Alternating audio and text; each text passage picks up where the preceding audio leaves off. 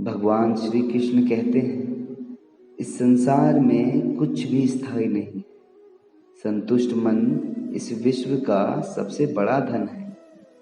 कर्म किए जाओ, फल की चिंता मत करो। भगवान प्रत्येक वस्तु में, प्रत्येक जीव में मौजूद है। आत्मा अमर है, इसीलिए मरने की चिंता मत करो। आत्मा का अंतिम लक्ष्य परमात्मा से मिल जाना होता है। कोई इंसान नहीं, उसका मन किसी का दोस्त या दुश्मन होता है। बड़प्पन वह गुण है जो पद से नहीं मिलता, बल्कि संस्कारों से प्राप्त होता है। किसी व्यक्ति या जीव का कर्म ही उसके भाग्य का निर्माण करता है।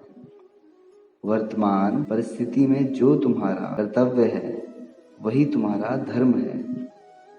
यह मन बहुत चंचल है, जो इंसान के दिल में उथल पुथल कर देता है।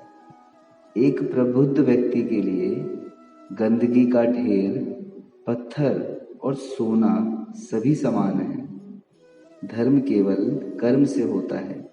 कर्म के बिना धर्म की कोई परिभाषा नहीं। अहंकार करने पर इंसान की प्रतिष्ठा, वंश, वैभव तीनों ही समाप्त हो जाते हैं।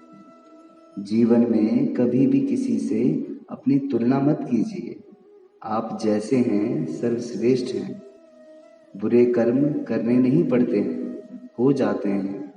और अच्छे कर्म होते नहीं हैं, करने पड़ते हैं। जो अपने मन पर नियंत्रण नहीं रख पाता, वह खुद का धीरे धीरे शत्रु बन जाता है। एक बुद्धिमान व्यक्ति को समाज कल्याण के लिए बिना आसक्ति के काम करना चाहिए। स्वार्थ संसार का एक ऐसा कुआं है जिसमें गिरकर निकल पाना बड़ा कठिन होता है। सेहत के लिए योग और किसी की जरूरत पर सहयोग, दोनों से ही जीवन बदलता है। अपनी आत्मज्ञान की तलवार से काटकर अपने हृदय से अज्ञान के संदेह को अलग कर दो। दुष्ट लोग अगर समझाने मात्र से समझ जाते, तो यकीन मानो दुनिया में कभी महाभारत नहीं होती।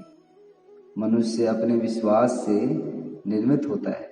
जैसा वो विश्वास करता है, वैसा वो बन जाता है।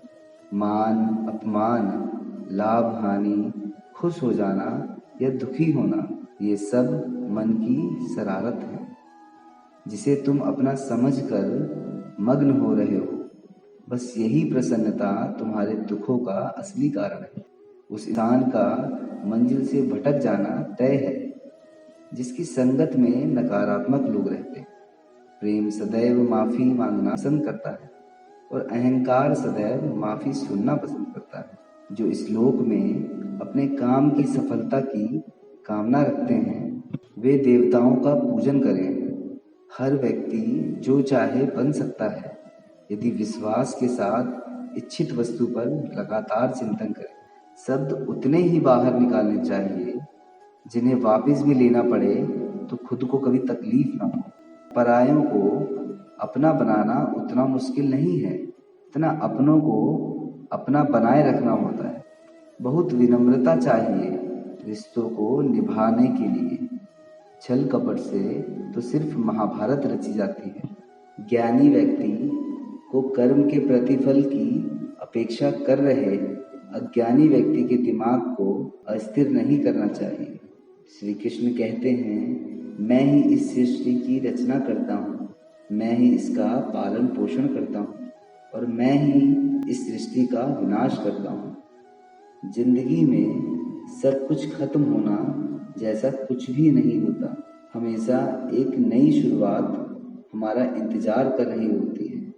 हमेशा छोटी छोटी गलतियों से बचने की कोशिश किया करो, क्योंकि इंसान पहाड़ों से नहीं, पत्थरों से ठोकर खाता है।